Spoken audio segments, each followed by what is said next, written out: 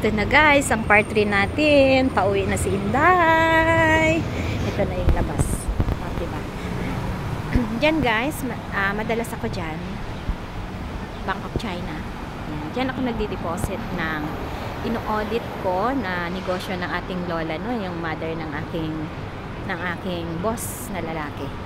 Si Ama. Salamat sa tiwala, bossing. Salamat sa tiwala. Noon, excuse me. Dati guys, no, kwento ko lang po. Dati naguguluhan ako kasi ang benta ng relo namin is dati umaabot ng 18 piraso. So, ino-audit ko yun kung ilang anong klase na benta, magkano ang halaga, di ba ganun. Tapos andun talaga yung trials na hindi ko pala alam yun na trials pala yun, no. Kasi laging, sabi ko bakit 18? So, ganito ang price. Bakit laging may sobra? O, di ba? Lagi kami ni Ama noon dati. Sabi ko, wait, ganito is. Sabi niya, hindi, tama yan. Ito 18 peso sa Macau is 12 lang. So, yung nandito sa Taipa is, excuse me, is ganito. Yun pala guys, no? Yung mga pagsubok talaga, yung mga trials, no? Lalo na yung shoutout yan sa mga kunyang, shoutout sa OFW. Yung mga pagsubok na lalo na sa pera. Ayun. Kaya, dati lagi kong sumasakit lagi ang ulo kasi laging may sobra. So, piniklip ko yun kung ilan yung nabenta, ilan yung halaga, 'di ba? Ang bilis lang naman, ang dali lang naman. Bakit why have excess money? So, yun pala yun. Ayun yung school na halaga ko, guys. So, umikot lang tayo, no? Tapos pauwi na tayo. Yun pala yung trials niya sa akin. Minsan magsobra ng 560. Minsan 200 plus.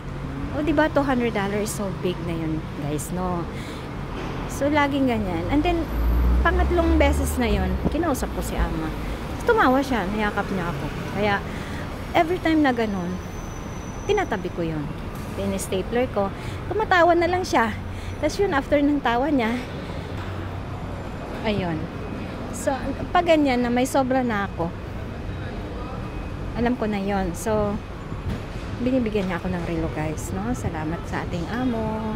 Diba, pag binili ko rin yun, ang mahal-mahal yun. Pag binili ko, yung last na bigay niya sa akin is nasa, excuse me, yung Seiko 5.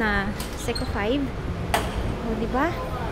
Ang price namin dito is nasa, or ang price sa Pinas is nasa, kulang-kulang 9K yun.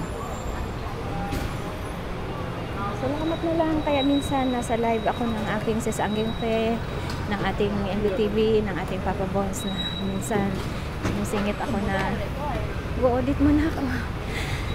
Diba? Ang dali lang naman mag-audit kasi kung ilang pirasong relo and then yung price. Diba? Pero ayun si Lolang panggulo. Diba? Panggulo ba? Ganyan talaga yung mga pagsubok, no? Kaya aking mga ka-OFW, huwag ma-attempt, diba? Huwag ma-attempt sa maliit na halaga ng pera. Kasi yung tiwala, hindi mababayaran ng tiyasan, hindi mababayaran ng salapi. O, diba? Ayan. Ayan. Doon yung amin guys. So, yun, yung may dilaw na yon. Doon yung aming bahay. So, ang lapit lang, diba? Pero, parang ang layo. Hiningal ako dun, Ayan. Dito na tayo. Ayan yung McDo. Diba? Ikot lang. Parang, lapit lang naman. Pag ako ngayon is mag-shortcut. Yung shortcut namin, guys, is doon yung mga ay, moy! Diyasan, moy!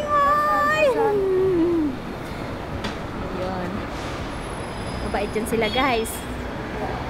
Yung mama na yan, binibigyan ako ng binibigyan ako ng pang winter na damit. Diba? Hiningal ako.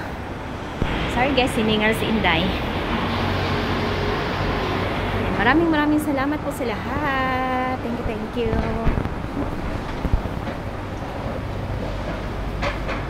Nahilo ba kayo guys?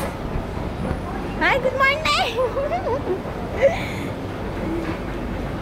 Baba na tayo, no? Nahilo ba? Sorry, nahilo ang madlang people.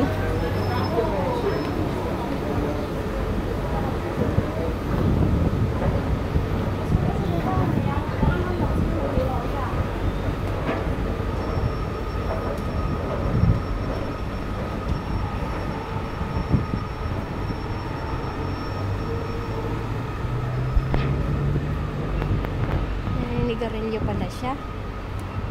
Diba? Hate ko talaga ang nigarilyo na babae, guys, no? Ayan, hanggang dito na lang tayo, guys, no? Ayan yung bahay namin, guys, oh. Doon sa tapat. And then, yung bundok na yan is overlooking yan. Napakaganda dyan, guys. Pag umakyat ka dyan, excuse me, hiningal ako. Ang ganda dyan, makita mo yung all over ng Macau. And then, karatig na yung Hong Kong. Ayan, China, makikita mo dyan. Ayan. Ayun, maraming salamat po. Hanggang dito na lang po muna, ha. Ayan, thank you. Part 3. Ayan, salamat. Charang! Nandito na tayo, guys, na sa continuous ng ating part 3, no. Ayan, dito nakatira yung mga ano dyan sa agriculture. Ayan po dyan yung agriculture. Ayun ba tawag nun? Dito sila nakatira. Ayan. Sabi ng alaga ko, kung gusto niya kasi maging pulis. So, pag naging pulis daw siya, sabi niya ganyan, uuwi daw siya ng Pinas at lagi daw siyang uuwi doon na mag-dinner. O, saan ka pa, diba? And bibilhan daw niya akong bahay, guys, no? Saka bibilhan daw niya ako ng car. Sabi ko sa kanya, kasi lagi kami dito, guys, so yan ang shortcut namin.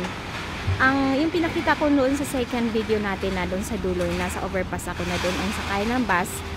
Diyan yun, ikot yan dyan sa mataas na building, may terminal dyan sa baba. Ikot dyan. Charang, nandyan na yung aming bahay, so nandyan yung bus station. So, matagal dun, kasi may station, dalawang station pa, then ikot pa siya. Pero pag dito sa shortcut, ang bilis lang namin. So, 5 to 10 minutes, ayan, uwi na kami. Ayan na, yun, diba? Then sabi niya sa akin, bibilan daw niya ako ng bahay. Continuous, guys, na story. Oh, diba? Nakakatuwa kahit sabihin na yun, nakakatuwa na marinig mo sa iyong alaga na gano'n na bibilan ka rin niya ng bahay. Sabi ko sa ganyan sa kanya. Ay, thank you, sabi kong ganyan. So, dito na lang ako bilhan. Sabi niya, no, sabi niya ganyan. Pangit daw dito, dyan daw niya ako bibilhan, guys. So, sa mataas na yun na building, o, diba? Yan po ay government houses. Yung mga police dyan, mga teacher, basta mga government employee nandiyan. Halos nandiyan. Yan. Pabahay po ng Macau yan. Ayun niya doon. Sabi niya ganyan. Bakit daw doon ako titira? Sabi niya ganyan. Yung bahay daw namin maganda kahit maliit. Bakit dyan daw ang gusto ko? Sabi ko, it's okay like that, no? Even small, even like that, of have aircon inside. Ang ganda naman sa loob niyan. Sabi ko ganyan sa kanya. No. Sabi niya ganyan. Oh, it's okay. Sabi ko naman, di ba? Thankful na lang tayo sa ating amo na ganun, no? Sana naman, talaga naman na mahanap tayo or maisip pa tayo na hanggang pagtanda. Pero hindi yun, guys. Pag ikaw nagtanim ng kabutihan, kung ano po ang iyong tinanim or ano po yung pag-asikaso mo sa kanila, diba? Maalala yun. In my case nga, ano, guys, no, in my life, diba? Saka lang maisip ang halaga mo pag wala ka na. So, shout out dyan sa mga hindi nagpapahalaga. Diba? Halaga po talaga is the best. Important yun. Appreciation and pasasalamat. Diba? Saan ka pa? Ano lang naman, simple na pasasalamat, simpleng appreciate what you did, right? What kung ano nagawa mo, diba? Ang bilis lang, ang dali, nakaka-enhance or nakakagaan or ang sarap pakinggan, diba? Sarap gumawa. Yun, malapit na tayo. Ito na yung yung front ng Mac Anglican College, no? Then, ang likod nito is tapat ng kusina namin. Yung lagi ako nagla-live, yun yung likod po nito ng Macau Anglican College. Ayan po. Ayan. Ayun, school din po doon sa taas. Excuse me. Ayan, maraming school dito sa ano, guys, sa Taipa. Ayan, tawid na tayo. Maraming salamat, guys, na hiningal ako doon, ah. Thank you talaga lagi saying thank you sa Evelyn. Ayan. Tawid na tayo. Thank you so much. Thank you guys. Thank you.